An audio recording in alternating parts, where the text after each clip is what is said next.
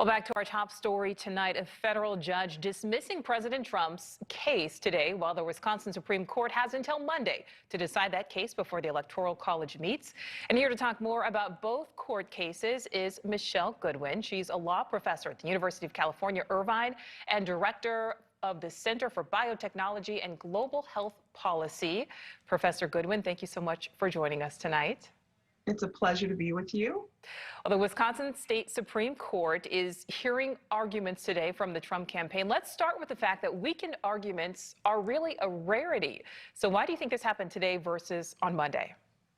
Well, there's an urgency because on Monday, that is when the Electoral College will affirm that Joe Biden is the next president of the United States. And that's the urgency behind these hastily filed lawsuits by the Trump camp.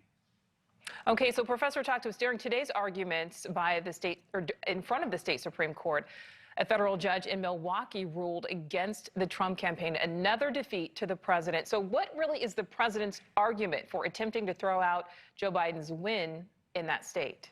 Well, it's really telling. So there are 10 electoral college votes that are at stake in Wisconsin, and this amounts to the 7th or 8th case that's been brought to overturn the Wisconsin count. Now, what's interesting is that the president isn't interested in all of the counties being tossed. He's specifically interested in the counties that lean heavily Democratic to be tossed, and he's looking for over 200,000 votes to be tossed out. Now, what's interesting about Milwaukee and Dane County is also that these are counties that have a high percentage of Black, particularly Milwaukee County. So the pushback is that this is really an equal protection case and that you simply cannot do that. And there are other issues too. They want the votes tossed out of people who say that they have a disability and are unable to actually come in person and vote.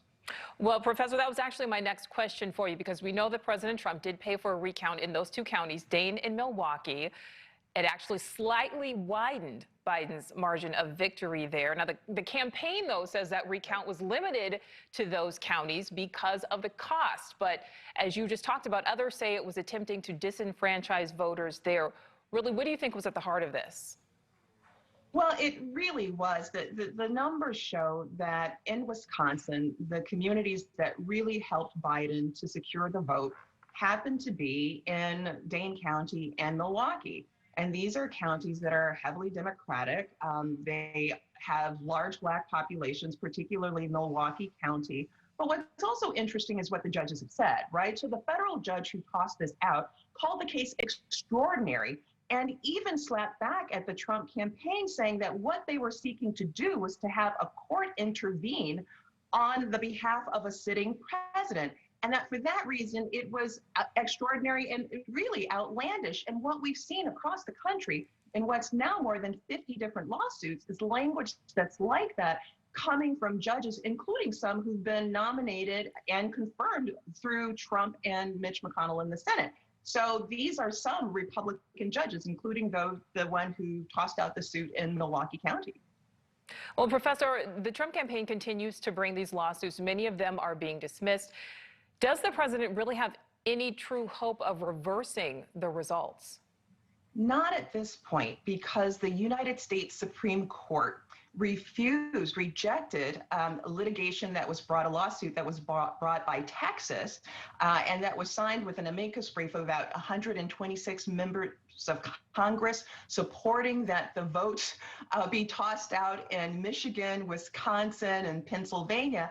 And the Supreme Court flat out rejected it, saying that Texas had no right to intervene in how other states handle their elections. And because the United States Supreme Court said that, there's no state court that can then follow a path that's different than the United States Supreme Court. So it's pretty much over for the president.